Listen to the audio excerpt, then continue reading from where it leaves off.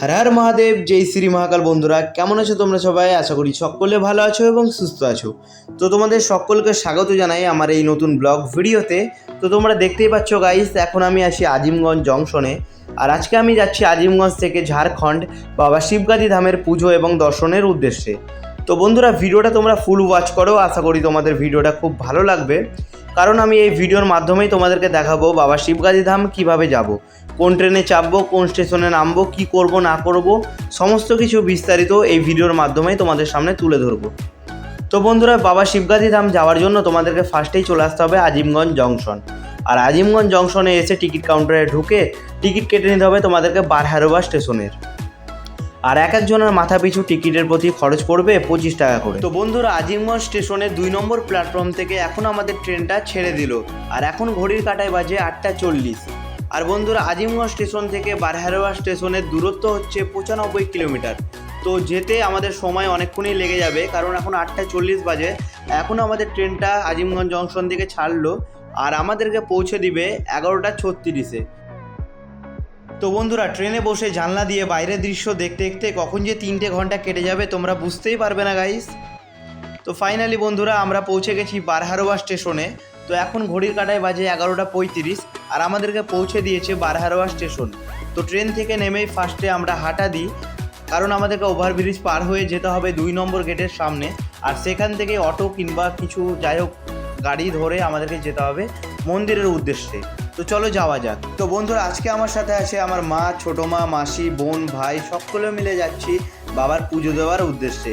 তো এই হচ্ছে 2 নম্বর গেট আর এই ওভারব্রিজ পার করে আমরা আসলাম। আর এসে তোমাদেরকে গাইস এটা দিয়ে বেরিয়ে আসতে হবে।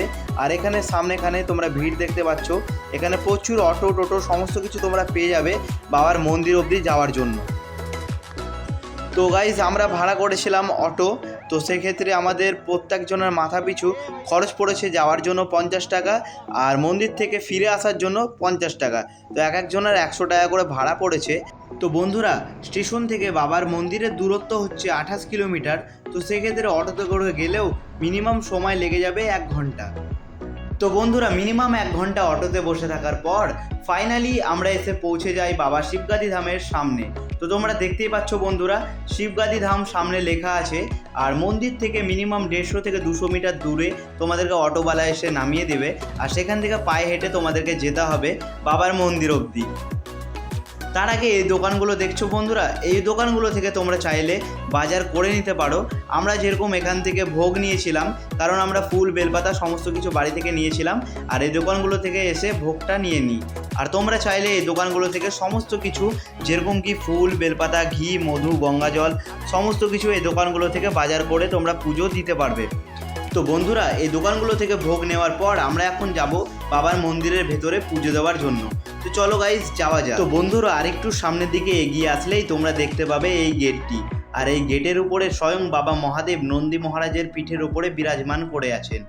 আর এইখান থেকে মন্দিরে যাওয়ার সিঁড়ি শুরু। তো বন্ধুরা তোমরা কে কে এসেছো আর এখান থেকে বাবার মন্দির অবধি কটা সিঁড়ি আছে তোমাদের যদি জানা থাকে তাহলে অবশ্যই কমেন্টে এসে জানিয়ে যেও। তো বন্ধুরা বাবার এই মন্দিরটি ঝাড়খণ্ডের সাহেবগঞ্জ গ্রামে অবস্থিত। আর এছাড়া এই মন্দিরটি ছোট বাবাধাম বাবা গজেশ্বর নামেও পরিচিত। আর বন্ধুরা এই মন্দিরটি হলো একটা প্রাচীন গুহা মন্দির। আর এই মন্দিরটি সপ্তাহে 7 দিনই খোলা থাকে। তো তোমরা চাইলে যেদিন ইচ্ছে সপ্তাহে সেদিন এসে বাবার পুজো করতে পারো। তো বন্ধুরা আমরা অনেকটা হেঁটে আসার পর মা আর ছোটো মা পেছনে থেকে গেছে। তো তোমরা দেখতেই পাচ্ছ বন্ধুরা মা আর ছোটো মা এখন সিঁড়ি দিয়ে হেঁটে হেঁটে আসছে। আর আমরা অনেকটা পৌঁছে গেছি। আর এদিকে ভাই, মাসি, বোন সকলে ওপরে উঠে আমাদের জন্য দাঁড়িয়ে আছে। তো বন্ধুরা আমরা পৌঁছে গেছি বাবার সেই গুফা মন্দিরে। তো চলো গুফার ভেতরে গিয়ে তোমাদের সকলকে দর্শন করাই বাবা মহাদেবের। তো বন্ধুরা এই মন্দিরের প্রধান বিশেষজ্ঞ হলো এই মন্দিরের শিবলিঙ্গ, যেই শিবলিঙ্গের ওপরে গোটা বছর অবিরাম জলধারা পড়তেই থাকে। তো গাইস এটা হচ্ছে বাবার সেই গুফা মন্দির। তো চলো ভেতরে গিয়ে তোমাদেরকে সকলকে দর্শন করাই। काल कर्म क्लेश भस्म जोगी निर्विशेष आदेश आदेश आगे आगे गोरख जागे अलख निरंजन काल काले खा पल में जले अघोर अग्नि में भाग्य डले ओम रम रम रम हूँ फटक्री काल अग्नि आदेश। आदेश तत् आदेश अलख निरंजन आदेश आदेश जड़ से चेतन टूटे हर बंधन। তো বন্ধুরা ভিডিওটা তোমাদের কেমন লাগলো অবশ্যই কমেন্টে এসে জানিও। আর বাবার মন্দির থেকে একটু নিচের দিকে নেমে আসলেই তোমরা বাঁ হাতে পেয়ে যাবে এই ফ্যামিলি রেস্টুরেন্ট। তোমরা চাইলে দুপুরবেলাকার খাওয়া দাওয়া এই রেস্টুরেন্ট থেকেই করতে পারো, আমরা যেরকম করেছিলাম। তো বন্ধুরা এখন ঘড়ির কাঁটায় বাজে 2:10, আর আমরা এখন বাবার মন্দির থেকে যাচ্ছি মা বিন্দুমাসিনী মন্দিরে দর্শনের উদ্দেশ্যে। চলো গাইস যাওয়া যাক। তো বন্ধুরা আমরা এখন পৌঁছে গেছি মা বিন্দুমাসিনী মন্দিরের সামনে। তো এখন ঘড়ির কাঁটায় বাজে 3:15, আর আমরা বাবা শিবগাদি ধাম থেকে বেরিয়েছিলাম 2:10-এ। তো মিনিমাম 1 ঘন্টা সময় লেগে গিয়েছে আমাদের এই মন্দিরটাতে আসতে।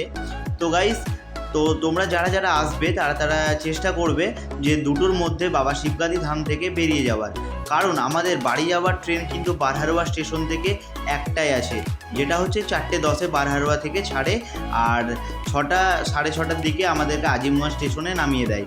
তো সেক্ষেত্রে আমরা অনেক আগে 1 ঘন্টা আগেই পৌঁছে গেছিলাম ট্রেনের টাইম থেকে। আর এই মন্দিরটি বারহারোয়া স্টেশন থেকে মিনিমাম 10 মিনিট সময় লাগে আসতে। তো সেক্ষেত্রে সেরকম একটা অসুবিধা হবে না ট্রেন ধরতে। তো চলো বন্ধুরা মায়ের এই মন্দিরটি তোমাদেরকে ঘুরে দেখাই। सपने में जगदम्बा ने अपना द्वार दिखाया है, आज तो रुकना मुश्किल है, माँ का बुलावा आया है। सपने में जगदम्बा ने अपना द्वार दिखाया है, आज तो रुकना मुश्किल है। তো বন্ধুরা ভিডিওটা তোমাদের কেমন লাগলো অবশ্যই কমেন্টে এসে জানিও। আর ভিডিওটা যদি তোমাদের ভালো লেগে থাকে তাহলে ভিডিওটাকে লাইক করে চ্যানেলটি সাবস্ক্রাইব করে রাখো এরকমই নতুন নতুন ব্লগ ভিডিও দেখার জন্য। দেখা হচ্ছে নেক্সট আর একটা ব্লগ ভিডিওতে। ততক্ষণের জন্য হর হর মহাদেব, জয় শ্রী মহাকাল।